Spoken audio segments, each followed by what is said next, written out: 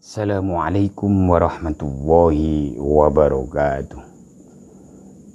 Bismillah, alhamdulillah, wassalatu wassalamu ala sayyidina rasulillah wa ala alihi wa sahabatihi wa man tabi'a sunnatahu wa jama'atah min yaumina hadha ila yaumil qiyamah, amma ba'dah. Sedulur-sedulur para pemirsa yang kami hormati, pada kesempatan kali ini MTK Ru'yamu kembali melanjutkan kajian kitab Mafahim Yajib an Tusokha, pemahaman-pemahaman yang perlu untuk diluruskan, karya Abuya Sayyid Muhammad Alawi Al-Maliki Al-Makki Al-Hasani. Setelah pada episode pembahasan sebelumnya, yaitu kita sudah membahas mengenai tawasul yang disepakati, yaitu tawasulnya seseorang dengan amal perbuatannya sendiri, yaitu mutawassil. Orang yang bertawasul dengan amal perbuatannya mutawassil, orang yang bertawasul seperti bertawasul dengan amal sholatnya, puasanya, zakatnya, baca Qur'annya, dan juga bertawasul dengan sedekahnya. Nah, dalam kondisi tertentu ada yang tidak sepakat mengenai tawasul, karena selama ini pasti ada dua kubu. Kubu yang pertama setuju pro dengan tawasul, dan kubu yang kedua tidak setuju, bahkan anti dengan tawasul. Sehingga di sini ada perbedaan-perbedaan yang sebenarnya perbedaan itu hanya salah paham. Makanya pada pembahasan ini kita akan membahas di mana letak perbedaan pemahaman tawasul itu. Makanya kita akan membahas pada teks berikutnya, mahallul khilaf, titik perbedaan. Berarti titik perbedaan pemahaman tawasul. Kita baca saja. Wa mahallul khilafi fi mas'alati tawassuli. Adapun titik perbedaan mengenai pemahaman tawasul, titik perbedaan mengenai boleh tidaknya tawasul, berarti ada kubu yang boleh dan ada kubu yang tidak setuju dengan tawasul. Huwa at-tawassulu bi ghairi amalil mutawassil. Nah, ya kan? Karena orang yang bertawasul itu tidak dengan amalnya mutawassil, bi ghairi amalil mutawassil, tidak dengan menggunakan amalnya sendiri sebagaimana penjelasan sebelumnya. Seperti katawassuli bil dzawati, seperti tawasul dengan zat. Wal ashosilan awawaan itu berarti seseorang. Tawasul dengan zat atau seseorang ini yang tidak diperbolehkan, katanya orang yang tidak setuju tawasul, karena dia bukan menggunakan amalnya sendiri. Bi ayyakula gambari kelawan yento ngucap. Ini berarti kayak terjemah di pesantren dulu. Bi ayyakula gambari kelawan yento ngucap. Seperti seseorang yang mengatakan, Allahumma inni atawassalu ilaika binabiyyika Muhammadin sallallahu alaihi wasallam. Allahumma duh Gusti Allah, ini sesungguhnya saya atawassalu bertawassul ilaika kepada panjenengan ya Allah, binabiyyika melalui nabi panjenengan, rupane Muhammadin sallallahu alaihi wasallam, yaitu bertawassul melalui Kanjeng Nabi Muhammad sallallahu alaihi wasallam. Au atawassalu ilaika bi Abi Bakrin Siddiq, atau ya Allah saya bertawassul dengan Abu Bakar As-Siddiq. Au bi Umar bin Khattab, atau saya bertawassul melalui Umar ibn Khattab. Au bi Utsman, atau melalui Utsman. Au bi Aliyin radhiyallahu anhu, atau melalui Ali radhiyallahu anhum. Radhiyallahu anhum maksudnya semoga Gusti Allah meridhai semuanya, mulai Kanjeng Nabi Muhammad, Abu Bakar, Umar, Utsman, dan Ali. Jadi tawasul di sini yang dipermasalahkan oleh orang-orang yang tidak setuju dengan tawasul, yaitu karena orang yang mutawasil, orang yang bertawasul tidak menggunakan amal perbuatannya sendiri, tapi menuduh bertawasul dengan amal orang lain. Ini jelas sudah salah. Wong kita tidak menggunakan amal orang-orang lain. Sebenarnya kan gitu. Fahadha, maka tawasul yang dengan ashos, dengan zawat, dengan seseorang ini, huwa al-mamnu, ini adalah yang dilarang. Inda ba'dihim, menurut sebagian mereka.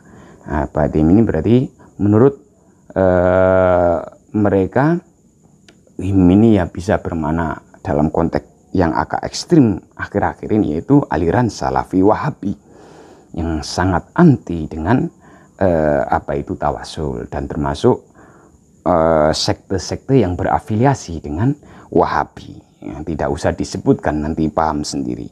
Jadi yang tidak cocok, yang sepakat dengan Wahabi otomatis juga tidak setuju dengan teori tawasul. Nah, teman-teman para pemirsa semua, melihat pemahaman penyimpulan dari sekte-sekte yang tidak cocok dengan teori tawasul itu, wa nahnu, dan kami. Akhirnya kami di sini adalah Abuya Sayyid Muhammad Alawi Al-Maliki Al-Makki Al-Hasani tadi. Wa nahnu naro, makanya kami berangan-angan, berpikir, berijtihad, mikir-mikir, annal khilafah, sesungguhnya perbedaan pemahaman tentang tawasul itu hanya sakliyun. Sakliyun itu redaksional, zahirnya hanya mantuknya, tapi secara mantuk atau secara maskut nanti pada akhirnya sama. Walaisa bijauhariyin, dan perbedaan tidak pada esensi yang pokok, yang substansi, tidak pada substansi perbedaan itu sebenarnya. Karena apa? Menurut Abuya, li'anna tawassula bidzati, karena seseorang yang tawasul dengan zat, dengan Nabi Muhammad, dengan Abu Bakar, dengan Umar, dengan Utsman, dengan Ali, nanti kalau diturunkan lagi dengan para aulia, para salafus soleh, para ulama, yarji'u fil haqiqati, pada hakikatnya yarji'u akan kembali ila tawassul insan bi amali, dikembalikan kepada tawasulnya seseorang atas amalnya sendiri.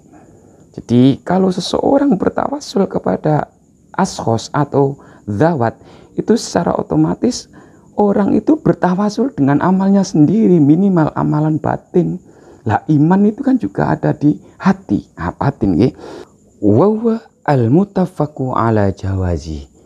Tentang hal ini otomatis mereka sudah sepakat dalam arti bertawasul dengan amal perbuatannya sendiri. Walau nadharul mani'u, karena itu seandainya orang-orang yang al-mani'u, yang melarang, yang anti nadhoro. Nadhoro di sini adalah mau berangan-angan, berpikir dengan akal sehat. Al-muta'annitu, yang keras kepala, yang egois. Andaikan orang-orang yang keras kepala, yang anti dengan tawasul itu mau berangan-angan, berpikir dengan akal kepala yang sehat, fil mas'alati, dalam masalah ini, berpikirnya apa? Tidak hanya dengan kepala, mata kepala, dengan akal sehat, tapi bi'ainil basirati, dengan mata hati, ainil basirah. Jadi kalau nadhoro itu dengan mata penglihatan, kalau ainul basirah, bi'ainil basirah, berarti dengan mata batin. Lanjala, maka semuanya akan jelas. Lau, atas masalah-masalah ini, al-amru apa? Permasalahan-permasalahan ini otomatis akan jelas. terang benderang. Wan halla, dan akan terurai. Terurai ini berarti akan cair. Sehingga ada acara halal bihalal itu diambil dari bahasa Arab halla yahillu hallan. Wan halal iskalu, kemuskilan selama ini akan cair secara otomatis. Wazalatil fitnatu allati waqa'a bisababiha, dan fitnah-fitnah, wazalatil fitnatu, fitnah-fitnah yang selama ini beredar di masyarakat otomatis akan hilang dengan tersendirinya. Bisababiha waqa'a allati waqa'a bisababiha man waqa'a, atas orang-orang yang selama ini menyebarkan fitnah-fitnah itu. Fahakama, sehingga dengan adanya persoalan-persoalan yang salah paham itu, sehingga permasalahan-permasalahan fitnah terus merajalela, sehingga fahakama alal muslimina, maka sebagian dari orang-orang Islam menghukumi, sebagian di antara sesama orang Islam saling menghukumi apa? Bisyirki, dengan label syirik, wal-dholali, dan dengan label sesat. Nah, ini yang sebenarnya harus diluruskan atau dicari titik temu, sehingga tidak saling mengkafirkan, tidak saling menyesatkan di antara sesama umat Islam hanya gara-gara pemahaman perbedaan mengenai tawasul dengan ashos diidentikan dengan tawasul bukan dengan amalnya sendiri.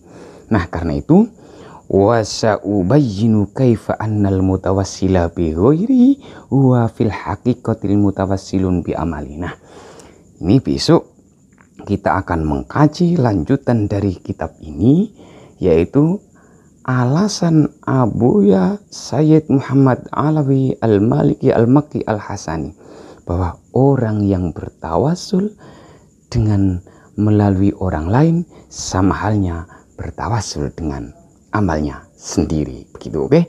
Kami kira cukup. Semoga sedikit ini ada manfaatnya.